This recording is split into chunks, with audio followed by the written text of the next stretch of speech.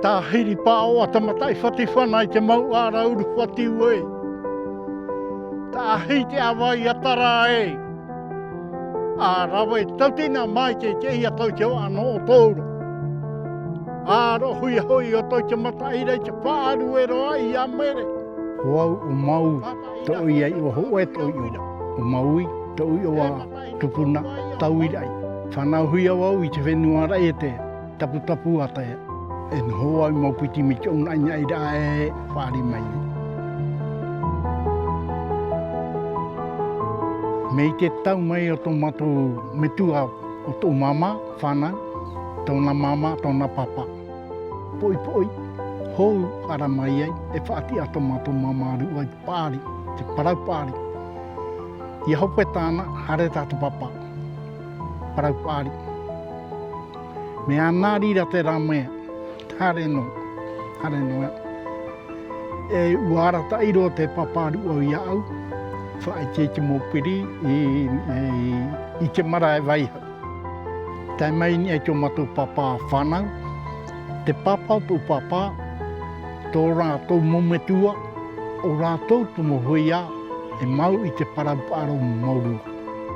Nā rātou te parau o te mara e hau waiha, hea manu. Te i o puheti i mato, o puheti i te tauira. Te rā te whatu te marae, waiha. Ua parau no ato mau parau, hoa hauru e, ua ati te mo whenua, whati atu, a te ara i ua hau tāpai rā. E repa i te mea wharu te parau whati a. Me rau no ato parau e te matai, a te ara i ua hau. Te auru ai o te ie parau te au. Me te me pawha ino o te parau ei te matai, ai tato nei ua hau. Ere nā te uha hea mai, nā te parau atu ati o tapai e oe. No rea nā ora hau ai wai te rā, ia tātu ni e repa ia o tōura, e ua hui a tōna no ka tapai rā, e hui o nei e tōna whenua. E rā ia ua hea retu.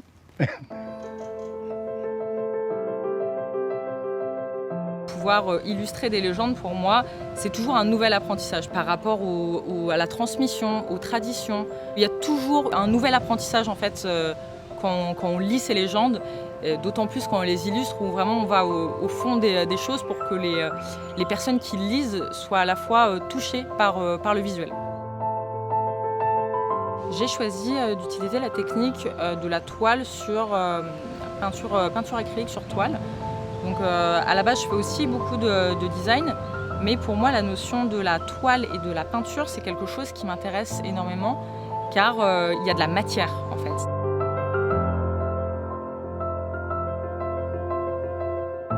J'ai utilisé la technique des aplats en monochrome.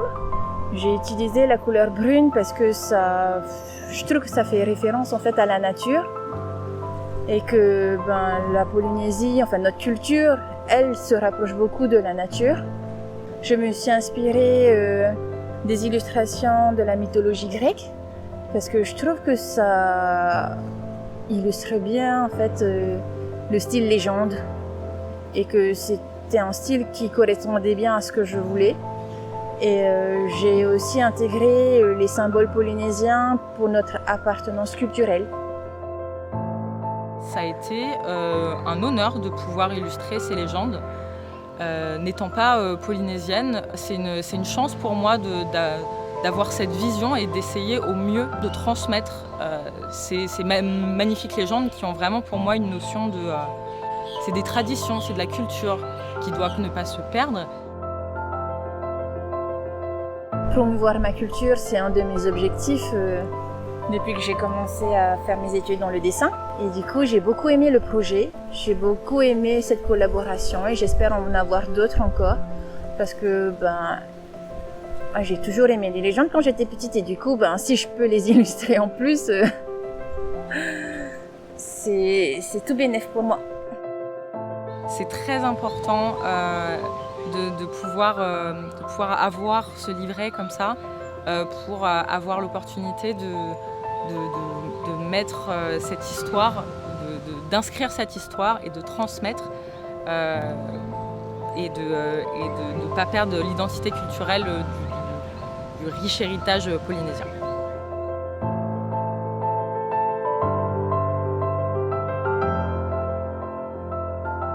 Te parau ra te parau pāri, hiti mai te parau ki ana te rai mai.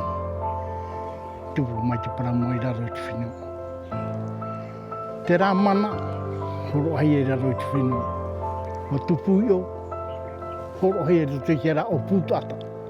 Te rā o pūtata. E i te horo hai e rato i te tā ato ara. Mā i ti mai ho ato te rai. Te rā te mana pūai. E whaatake ratu mpara i roto i ana.